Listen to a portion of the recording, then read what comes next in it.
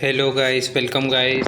आज हम पढ़ेंगे टिम्पैनिक मेम्ब्रेन की। हमारा एग्ज़ामिनेशन ऑफ ईयर का से सीरीज चल रही है, जिसमें हमने अभी तक हिस्ट्री टेकिंग के जर्नल पॉइंट्स देखे। देन उसके बाद हमने हिस्ट्री ऑफ प्रेजेंटिंग इलनेस देखे। देन अब हम एग्ज़ामिनेशन ऑफ ईयर देख रहे हैं, जिसमें हम आज टिम्पैनिक मेम्ब्रेन के बारे में डिस्कस करेंगे। तो the tympanic membrane separates the external ear from the middle ear and functionally is a part of middle ear। तो tympanic membrane क्या होती है? tympanic membrane इस पार्ट होता है जो मिडिल ईयर को एक्सटर्नल ईयर से सेपरेट करता है, जिसको हम कान का पर्दा भी बोलते हैं। It is a pearly grey in color and oval in shape, measuring about 9 mm in the horizontal and about 10 mm in vertical diameter। Total area of tympanic membrane about 90 square millimeter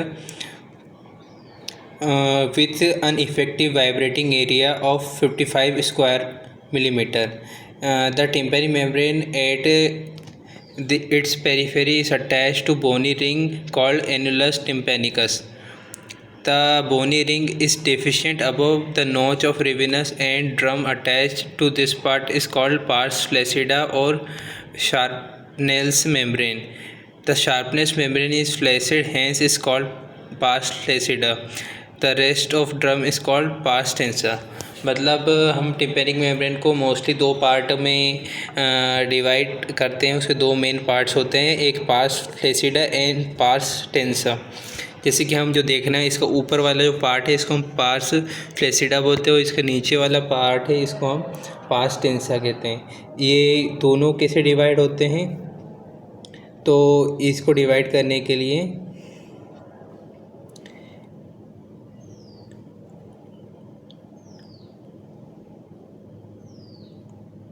यहाँ पे क्या लिखा है कि the bony ring is deficient above the notch of Rivinus and drum attach to this part scot pars flaccida, और rest उसका part है उसको पास टेंसा बोलते हैं। मतलब जहाँ पर मतलब ये मेम्ब्रेन जो अटैच रहेगी उसको हम पार्स फ्लैसिडा बोलेंगे, और उसके नीचे वाले पार्ट को हम पार्स टेंसा बोलेंगे।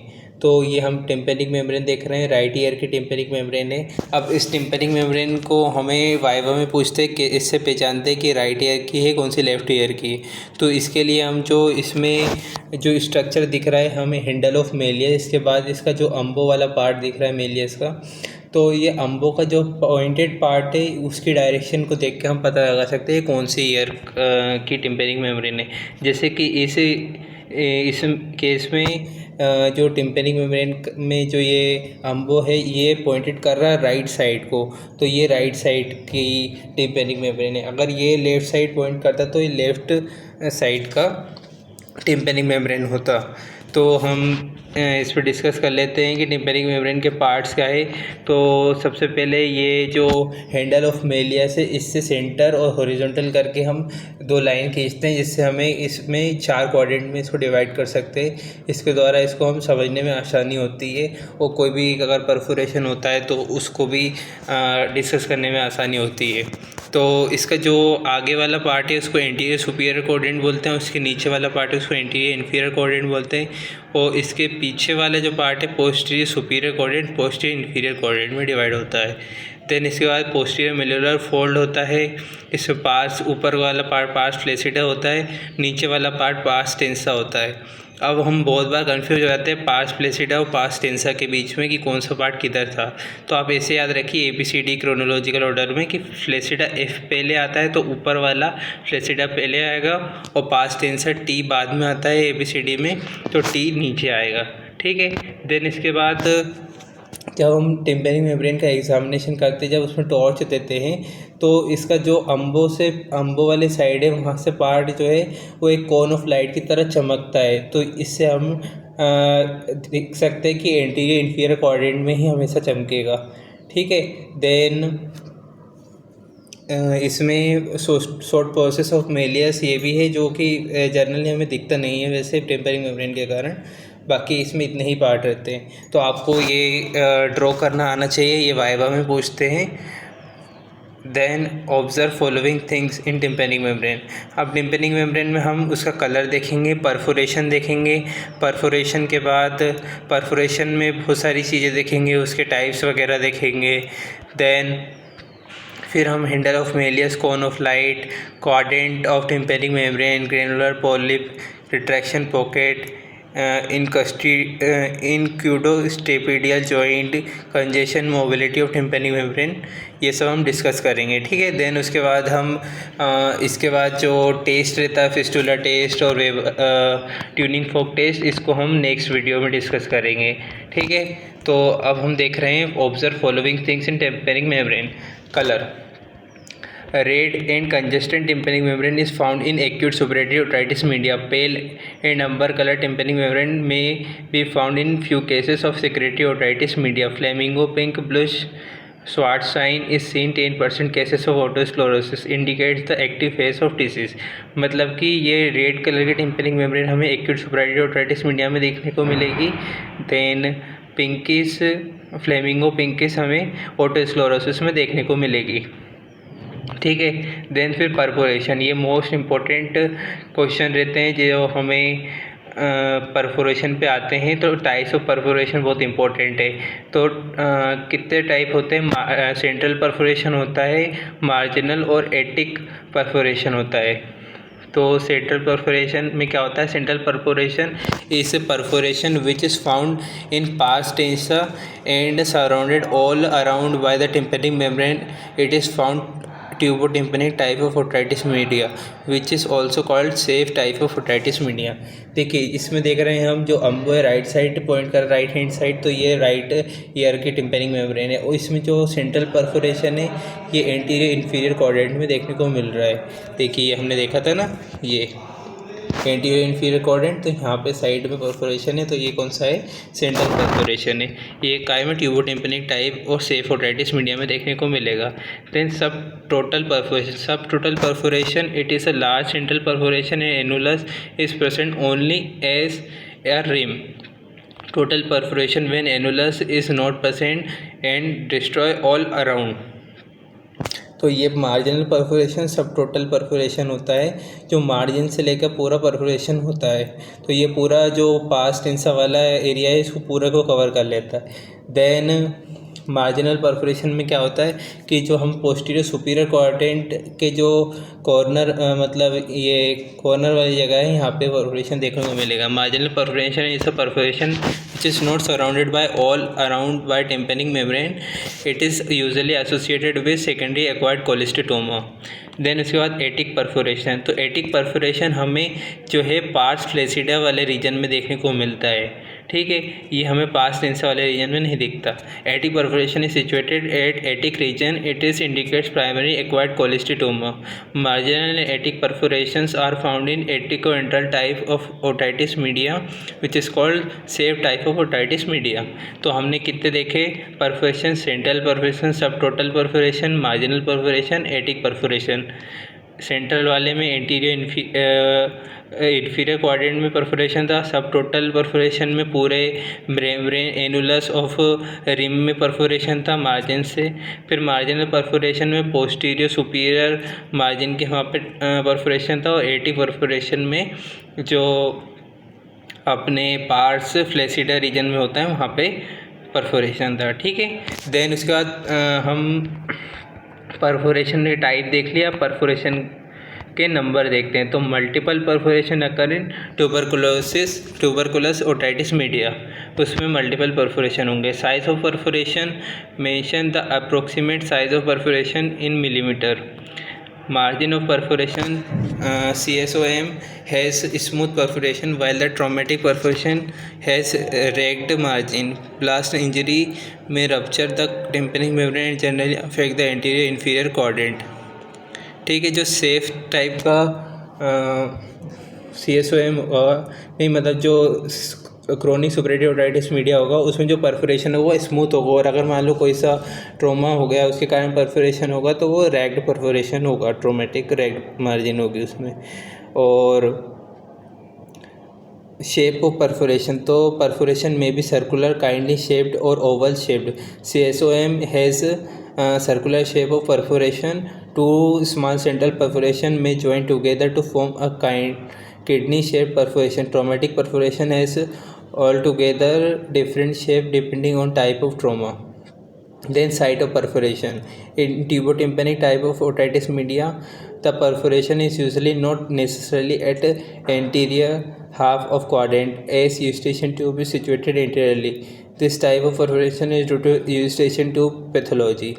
In aticointral type of otitis media, the pathology lie atic or at mastoid regions, so perforation is usually not necessarily in atic or posterior half of tympanic membrane, and it indicates the caries of bone. ठीक है, तो ट्यूबोटिम्पेनिक वाले otitis media में क्या हो रहा है कि ये एंटीरियरली हो रहा है, और जबकि हमारे एटिक्वेंट्रल में पोस्टीरियर हाफ और टिम्पेनिक मेम्ब्रेन में हो रहा है. ठीक है. Then middle ear mucosa as seen through the perforation normal middle ear mucosa is pink and velvety. Colorization. These are the normal bony growth at the medial wall of ear seen through the perforation and looks like the corals. This insignificant bony colorization. Any discharge through the perforation. Then permanent perforation में क्या होता है? This type of perforation is confined to past tension of tympanic membrane and does not involve fibrous annulus. It seldom heals as there is fibrous ring at the junction of mucous membrane and outer layer of tympanic membrane. Then इसके बाद हमने tympanic membrane के type perforation के type देख लिए. अब हम देख रहे हैं हैंडल ऑफ मेलियस का. तो handle of Méliès passes downward and backward from short lateral process to umbo. The handle of Mealyus can be normal, shortened and foreshortened. Foreshortening of a handle of Mealyus means it appears to be shortened but intact. It is in fact is not. Then इसके बाद cone of light. Cone of light का क्या importance है? The cone of light reflects light extend downward and forward from the umbo to the anterior inferior quadrant of tympanic membrane. It being produced by reflection of light. Tympanic membrane has angle 55 degree with horizontal and is retracted medially. The point of maximum retraction at the center of tympanic membrane is called umbo. When outside light falls slightly away from the center, it is being reflected as cone of light. Normal cone of light indicates normal tympanic membrane. Then quadrant of tympanic membrane. The past tension is divided into 4 quadrants by drawing an imaginary line extended downward from handle of Mealyus and one more imaginary line at the right angle to the first line at the umbo.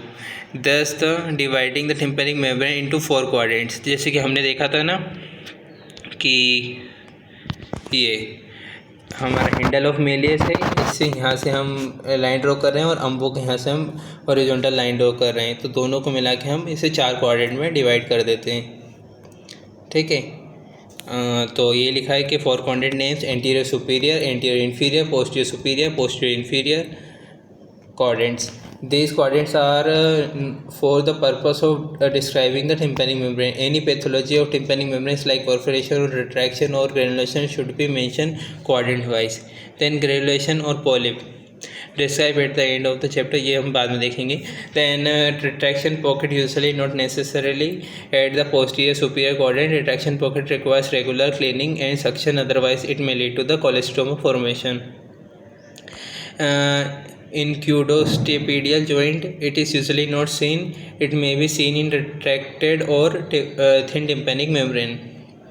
Then congestion in acute suppurative otitis media, cartwheel appearance, tympanic membrane is seen. Then mobility of tympanic membrane. The mobility of tympanic membrane can be assessed by Valsalva method or by Siegel's pneumatic speculum.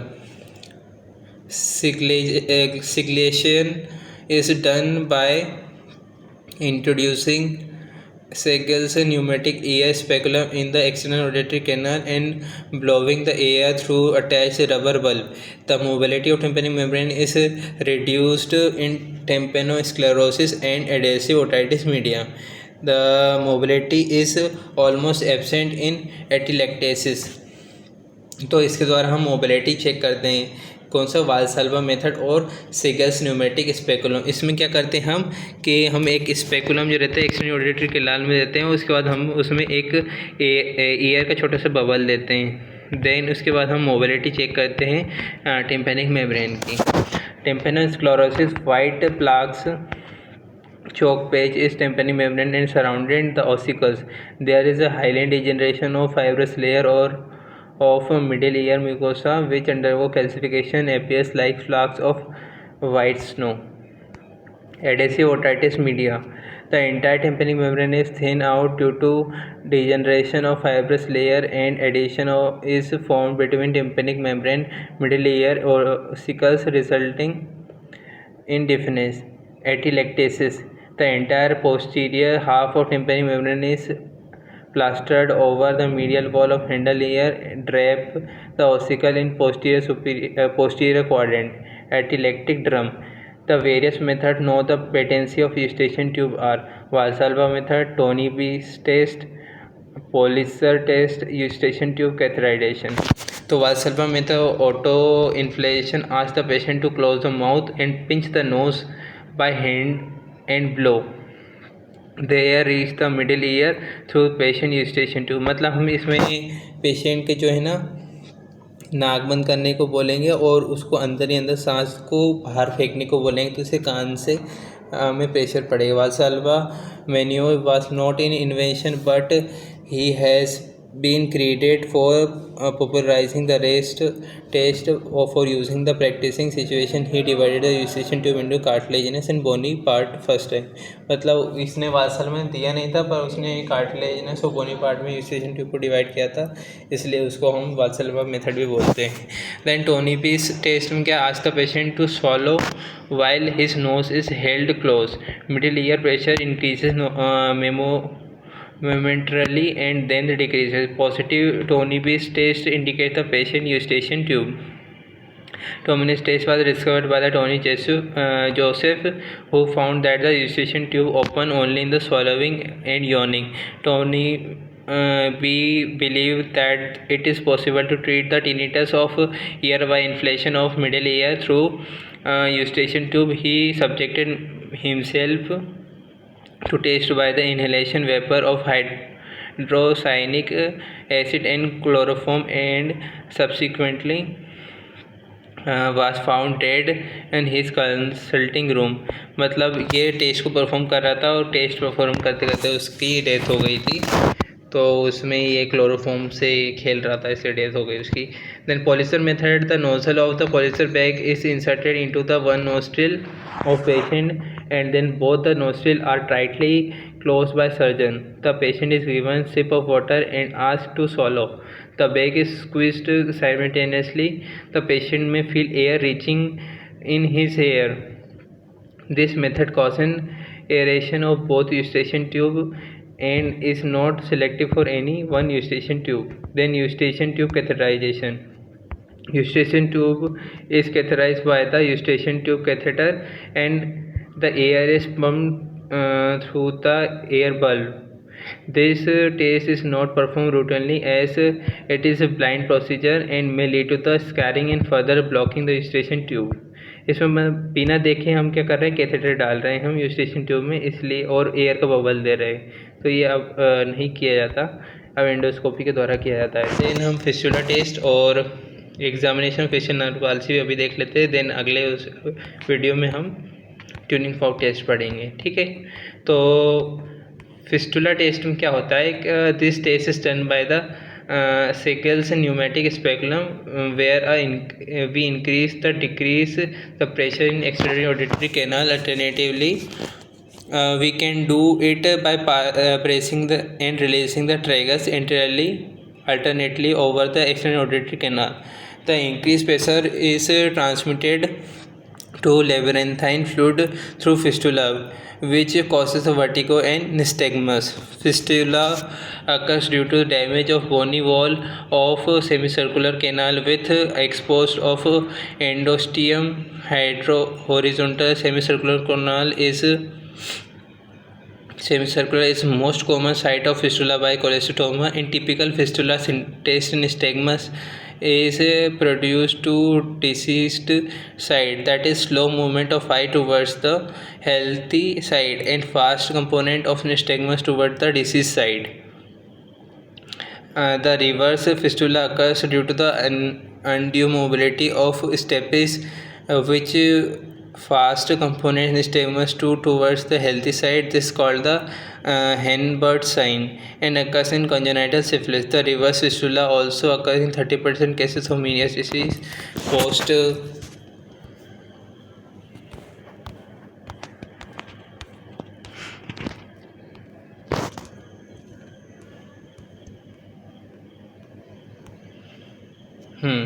The reverse fistula occurs in 30% cases of Meniere's disease post spectectomy or traumatic perilymph leak.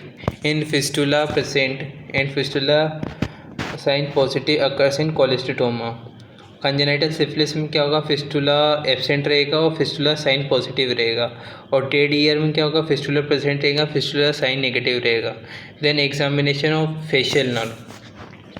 Facial nerve is examined by the asking to patient to raise the eyebrow, close the eyes tightly, blow the cheek, whilst stretch the neck, etc.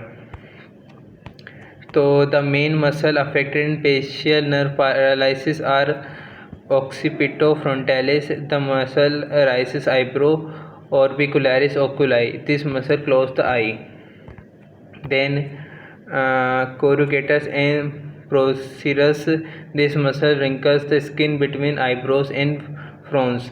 Zygomaticus, levator anguli oris, levator labii superioris, they raise the corner of mouth and upper lip. Buccinator, this muscle keep the cheek against the teeth during the mastication and sucking, it also for the blowing of cheek. Orbicularis oris, this muscle close the mouth. Rhizoris, this muscle pulls the angle of mouth back as the gringing.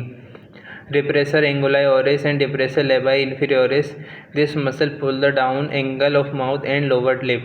Mentalis, this muscle wrinkles the chin and very important in drinking because it holds the lower lip and on cup and prevents the dribbling.